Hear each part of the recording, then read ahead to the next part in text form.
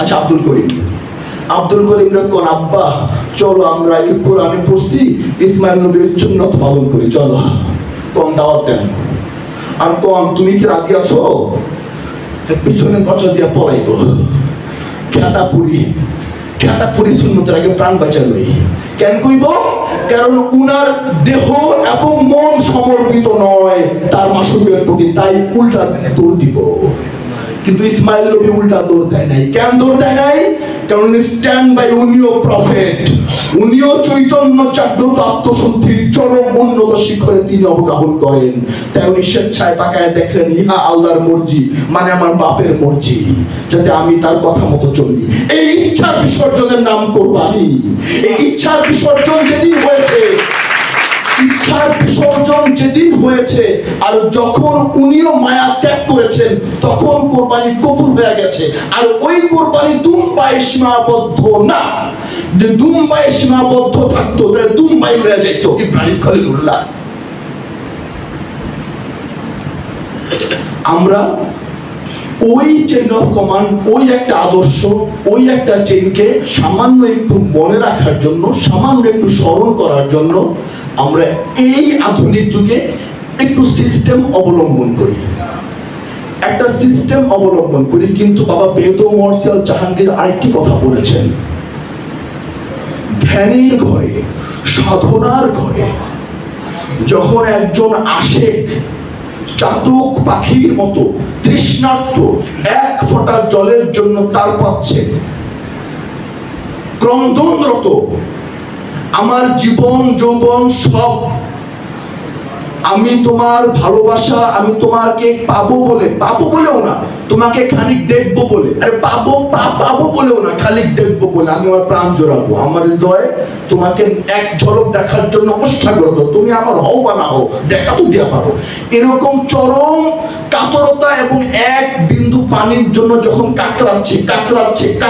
কাতরাইতে তার আর কোনো চিন্তাই নাই, কোনো বাসনাই নাই, কোনো কামনাই নাই তাকে ছাড়া, শুধুমাত্র নিরিখে তিনি, তাসাব্বুরে তিনি, ধ্যানে তিনি, জ্ঞানে তিনি, প্রত্যেকটা জ্ঞানে তিনি, কর্মে তিনি, বলে তিনি, শরীরের অঙ্গ প্রত্যঙ্গে তিনি, লোম কূপে তিনি, চোখের মনিতে তিনি, নিঃশ্বাসে তিনি, প্রশ্বাসে তিনি, ঢোকে তিনি, কথায় তিনি, চলনে তিনি, বদনে তিনি ছাড়া আর কোনো কামনা নাই, বাসনা নাই, একমাত্র তিনি ছাড়া আর কোনো চাওয়া নাই, আর আমিও নাই, আর কিচ্ছু নেই, একমাত্র তিনি।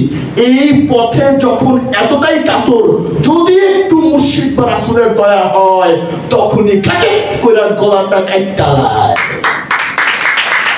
এক টোপে গলাটা কাইটা দিল। আশিকের আসলে কি চামড়ার গলা কাটলো? না, ওই বিষয় বাসনা যে একটুকু রতি বাকি ছিল খান্নাস, ওটার গলায় কাঁচা করে ছুরি মাইরা তাকে জীবন দান করলো। এই কোরবানি হইল আশেক মাসুকের কৃপায়, এই আশেক নিচে কোরবান হইল মাসুকের কৃপায়। আশেক জিন্দেগিতে একা একা কোরবান হইতে পারে না, সম্ভব না।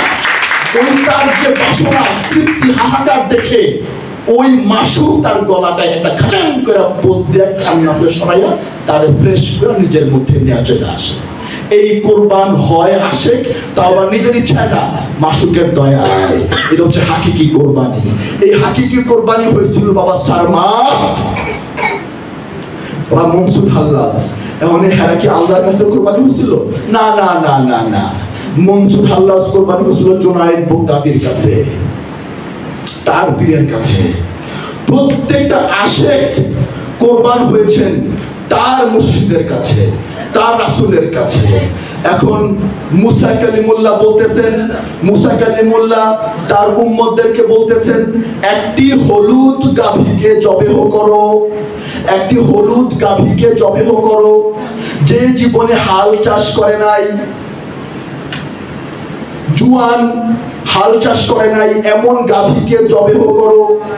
এখন উনি তো নবীর বাণীতে রহস্য থাকে, অলংকার থাকে। হলুদ গাভী তো বিছড়াইয়া পায় না ভক্তরা,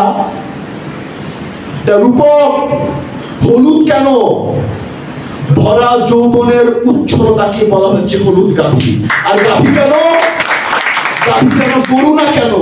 মুসা কালিমুল্লাহ তো গরু কোরবানি দেওয়ার কথা ছিল, কারণ গাভী তো মাদি, ওরে আবার কি জবাই দিবেন, এটা তো হারাম। আপনি গো উমাইয়া আব্বাসিয়া গো চালে তো গাভী কোরবানি দেওয়া হারাম, কিন্তু মুসা কালিমুল্লাহ যে গাভী জব দিতে কইলো, সেইটার কি হইব? হ্যাঁ তো প্রফেট হই, হ্যাঁ তো অন্য কিছু না, প্রফেট তো। এটা অলংকারিক গাভী এই কারণেই, কারণ যতক্ষণ পর্যন্ত খান্নাস যুক্ত ততক্ষণ পর্যন্ত ব্যাগ গুণ গাভী মানে নারী, মানে নারী, নারী স্বভাবে নারী, স্বভাবে নারী,